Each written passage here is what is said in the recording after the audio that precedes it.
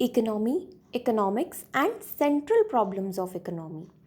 इस चैप्टर में हम ये समझेंगे कि इकोनॉमी क्या होता है, इकोनॉमिक्स क्या होता है और इकोनॉमी में आने वाली वो प्रॉब्लम्स क्या हैं जिनकी वजह से हम इकोनॉमिक्स पढ़ते हैं। ठीक है, सबसे पहले स्टार्ट करते हैं दो वर्ड्स से जिनके बेसिस पे ये चैप्टर स्टार्ट हो रहा है, needs and resources.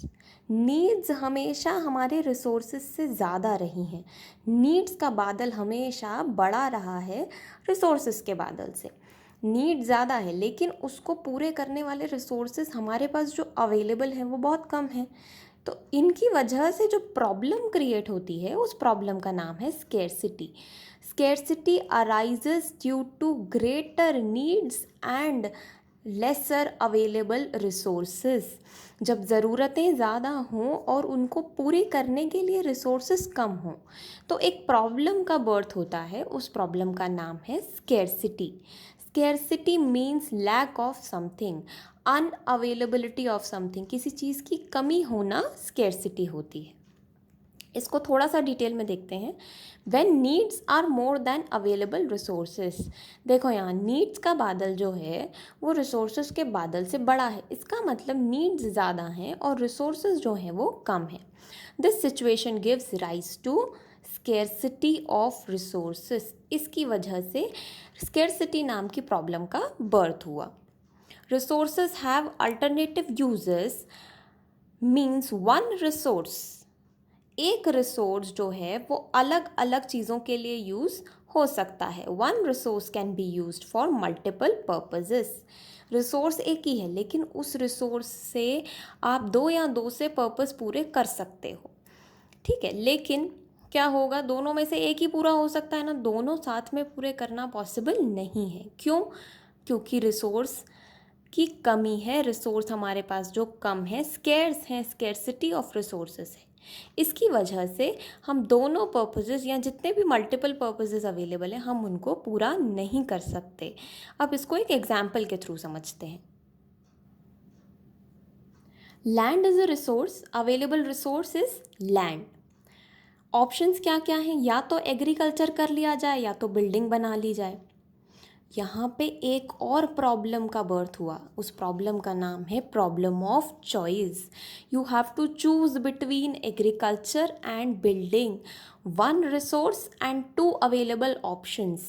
You are stuck with the problem of choice. आपको यहाँ पर चॉइस करनी पड़ेगी कि मैं एग्रीकल्चर करूँ वहाँ पर उस लैंड पर या मैं बिल्डिंग बना लूँ। Okay, here choice needs to be made between two options available for which the land can be used, whether the land should be used for agriculture or constructing a building। या तो हम वहाँ पर agriculture कर सकते हैं या तो बिल्डिंग बना सकते हैं। और इस सिचुएशन को कहा जाता है प्रॉब्लम ऑफ चॉइस, जहाँ आपको चूज़ करना पड़ेगा कि मैं अवेलेबल रिसोर्स से कौन सा पर्पस पूरा करूँ। अब प्रॉब्लम तो है, problem of choice. Is there a solution? क्या इसका कोई सोल्यूशन है क्या? ये प्रॉब्लम तो है, अब हर प्रॉब्लम का सोल्यूशन ढूंढना ज़रूरी है। तो हमें इस प्रॉब्लम का कोई सोल्यूशन अवेलेबल है क्या? हाँ, अवेलेबल है। उस अवेलेबल सोल्यूशन का नाम है इकोनॉमिक्स। इकोनॉमिक्स इस प्रॉब्लम का सॉल्यूशन है। इकोनॉमिक्स में हमें प्रॉब्लम ऑफ चॉइस का सॉल्यूशन मिलेगा। देखते हैं कैसे मिलेगा। सॉल्यूशन तो पता चल गया इकोनॉमिक्स। अब इसको देखते हैं कि आखिर ये इकोनॉमिक्स चीज़ है क्या।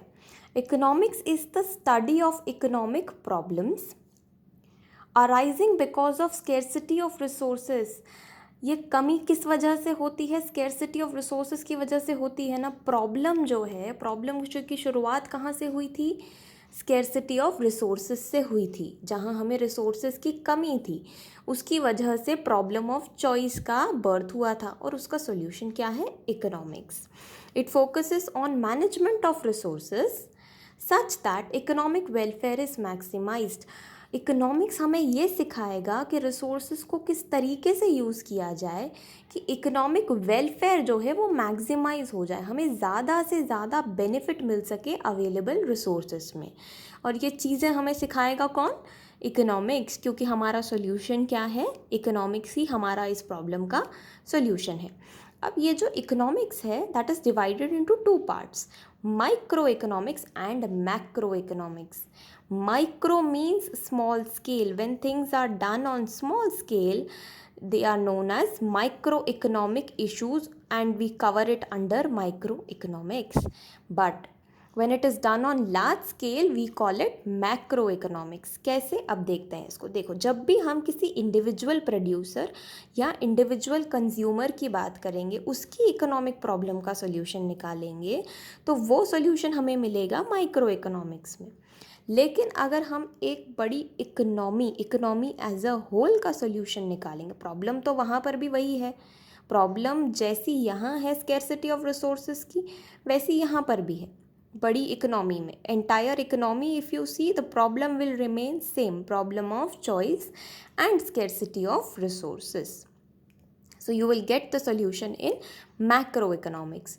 Economics is divided into two parts, micro and macro. Small scale के लिए माइक्रो, लार्ज स्केल के लिए मैक्रो, यानी कि पूरे बड़ी इकोनॉमी को जब हम देखते हैं तो हम मैक्रो इकोनॉमिक्स की तरफ देखते हैं।